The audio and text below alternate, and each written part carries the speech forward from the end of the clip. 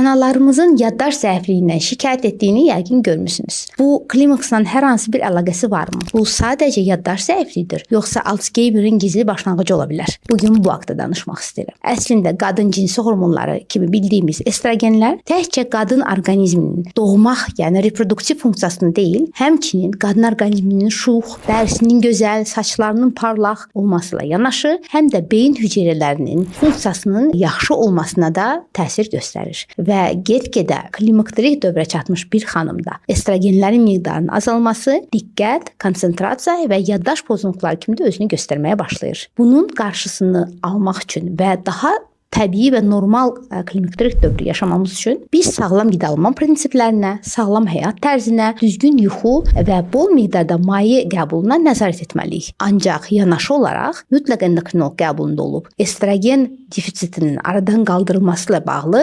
endokrinoloqlarla əlaqə qurub onlarla məsləhətləşməniz tövsiyə olunur. Və bu videonun daha çox insana faydalı ola bilməsi üçün sonda sizdən onu bəyənməyi, paylaşmağı xahiş edirəm. Belə bir hallarla qarşılaşmanız barədə isə şərhlər bölümündə qeyd etməyi unutmayın. Özünüzə yaxşı baxın.